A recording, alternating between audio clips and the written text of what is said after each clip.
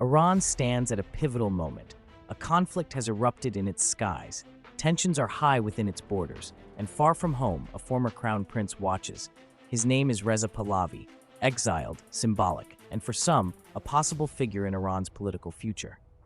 Reza Pahlavi holds no formal office, no army, no government in waiting, but his name and his message resonate with parts of the Iranian diaspora and segments of the domestic population. He does not openly call for the restoration of monarchy.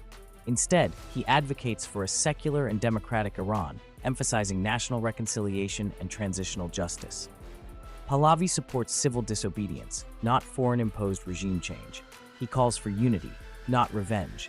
And for many, his value lies not in authority, but in symbolism. In mid-2025, tensions between Iran and Israel escalated into open conflict. On June 13th, Israeli airstrikes targeted over 100 locations across Iran under the operation reportedly named Rising Lion. The strikes focused on suspected nuclear sites, missile storage depots, and IRGC infrastructure. Casualty reports vary. Sources indicate that over 100 individuals were killed, including several military officers and nuclear personnel. Iran responded with a coordinated missile and drone barrage targeting Israeli cities. Civilian casualties were reported on both sides. These events marked one of the most intense direct military exchanges between the two nations in recent history. Even before the conflict intensified, Iran was grappling with growing internal unrest. The 2022 death of Mahsa Amini sparked a series of protests demanding accountability, social freedoms, and the end of strict moral policing. By 2023, protests had spread to nearly every major city. At least 500 civilians were killed and over 22,000 arrested, according to human rights organizations. In May 2025, a national trucker strike broke out in response to fuel hikes and deteriorating infrastructure. It paralyzed key arteries of commerce in Tehran, Isfahan, and beyond. The protest movement transcended class, gender, and ethnic lines, challenging the state's narrative of unity and stability. Iran's economic conditions remain fragile. Inflation rates have hovered near 47%. The Iranian rial has lost over 90% of its value since 2018. Youth unemployment exceeds 27%. Over 60% of the population is estimated to live below the poverty line.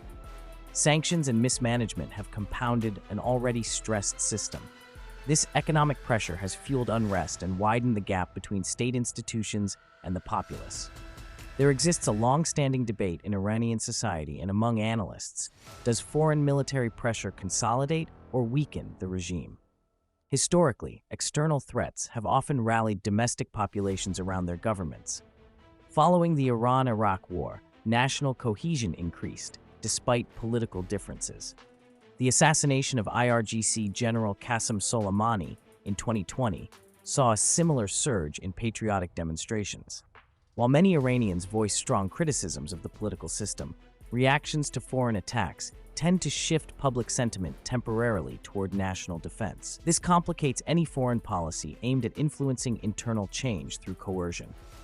Iran's Islamic Revolutionary Guard Corps, IRGC, remains a central institution in both national defense and political power. It commands ground, air, and naval forces, operates a broad intelligence network, and oversees a large share of Iran's economy through holding companies.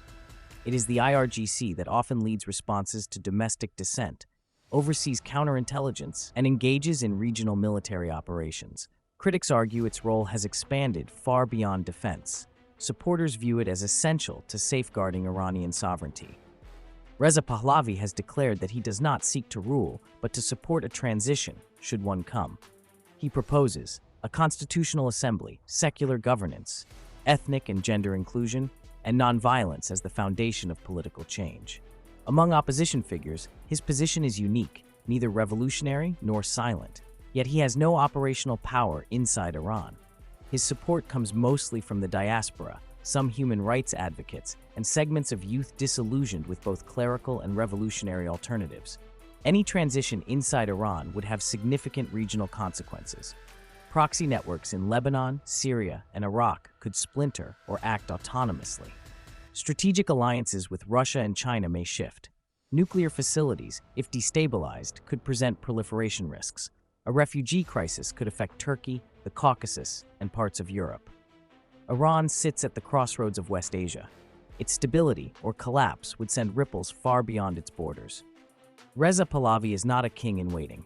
He is, at most, a voice among many, seeking a future that diverges from both monarchy and theocracy.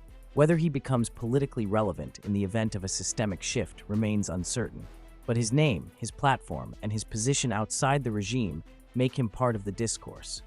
Iran today faces multiple fronts: economic strain, military conflict, domestic dissent, and international isolation. What emerges from this convergence is unclear, but it is increasingly evident that Iran's future, whatever shape it takes, will not resemble its past.